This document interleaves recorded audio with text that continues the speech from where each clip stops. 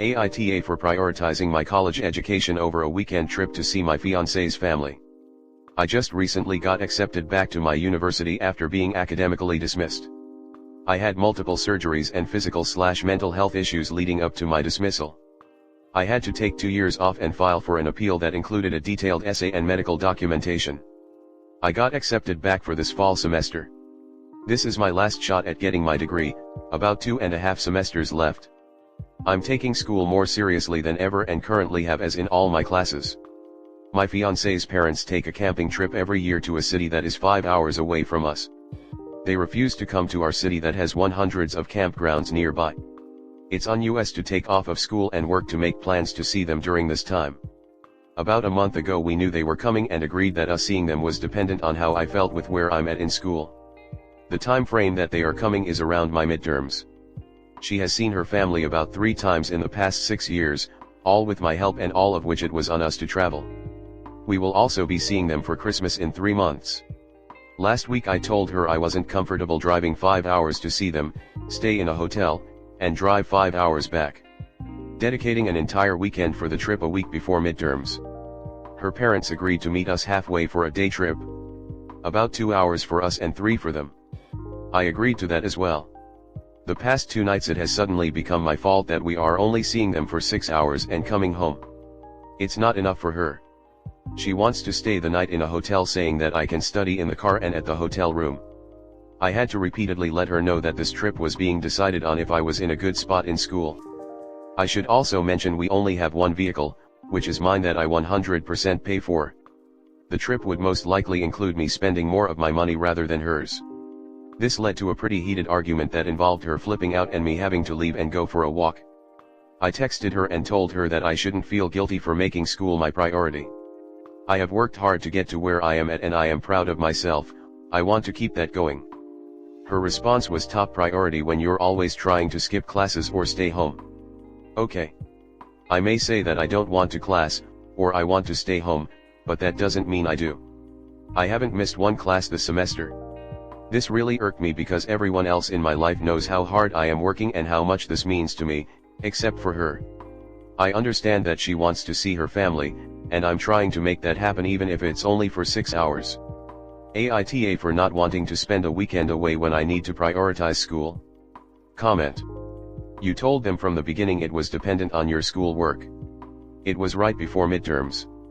Your girlfriend could have gone on the trip with her parents still and had the full time with them. Then, you could have seen her parents at a later time.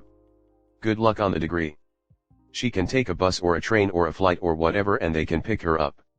You're denying her her trip. She wants a cheap ride, and she can't argue it's because she wants your company if she's happy with you studying the entire drive and visit. I'm sorry you have a girlfriend like this. She could also rent a car. Edit, you are both still young but you are the one with your head on straight here. It sounds like you've done this for her in the past multiple times when you didn't have midterms, and her family could come to you instead of agreeing to settle for those meager 6 hours with their daughter. TBH, I'm wondering if it hurt her feelings that they agreed to that rather than travel closer so they had more time with their daughter, because it's a little stunning she would push such a huge ask when she owes you for it in the past. I'm not sure I'd want to marry an entitlement issue. But I can understand her being hurt and taking it out on you because her family would rather hang on to their tradition rather than see their daughter for more time. You have to put school first. You agreed to compromise at your own expense and she is not happy with that. For whatever reason, if it were me, I would cut ties in that operation and tell her to work on finding a solution that makes her happy without you involved if she isn't happy with what you can do for her. I would highlight that canceling the day trip is not what you want to do, but you aren't at a place in your life that you need an expensive car ride with an angry person. Offer a trip of some kind at a different time. Midterms are very important and you are just trying to secure a future for the both of you. You did say seeing them would depend on where you are with school and you tried to compromise. If it isn't enough, she is portraying not only that it wasn't enough in the past, it won't be enough this time and she will resent you the entire way. That doesn't sound like a fun time for up. I'm really not sure what's up with her family, but it is pretty messed up that they would pass up more time with her for the trip to the city they prefer. That makes her, their daughter, less important than the trip itself. Ouch, and sometimes becomes easier to take family stuff out on so because it's easier than facing a prominent "why do you not give a crap about me dad" conversation. Still NTA as that is emotional dysregulation but at least understandable and lovable, whereas entitlement is neither of those things. Next story 2. Cheated on for all 3 years of our relationship. It's been 5 months since I finally confronted him about the emotional cheating. It's been 5 months that I've been trying to come to terms with what happened and reconcile with him. I had been stupid enough to overlook all the signs in the past: Tinder, following ex's socials, texting about hot women with his friend. One day, probably after one of our happiest moments together, I decided that I couldn't ignore what I suspected anymore and told him that I knew that he was cheating on me. He denied, as he had in all previous situations, and gaslight, "It makes me so sad that you don't trust me and think about these kinds of things blah blah blah," until I pushed evidence in his face. The gaslighting was the worst. All the "but I spend all my time with you, when would I even have the time to cheat, but I've introduced you to my friends and family, it's okay, we'll work through your paranoia together. I just can't get it out of my head." He made me feel crazy and anxious and so shit about myself, all the while playing the perfect boyfriend. Now I can't come to terms with the fact that he would willingly and knowingly hurt me. And continue to do so after all the little incidents that I confronted him about over the years. Did he just not care about me or my feelings? What kind of person can do that? Over the past 5 months things have improved. He has become a better boyfriend, although he would still lie to me about things in the beginning. He's gone to the therapist a few times but now seems to have quit. He gives me compliments, is more attentionate, takes me out, buys me flowers and gifts, is willing to talk to me about my feelings when I'm feeling sad/hurt/angry, which is still quite often. He acknowledges that he's the one who totally fucked up and that he needs to earn back my trust. Nevertheless, I feel like I've come to a standstill. I feel like there's no progress. When he reassures me, sometimes it just gives me flashbacks of when he'd reassure me as he was cheating on me right behind my back. Sometimes I don't know if I feel love for him anymore.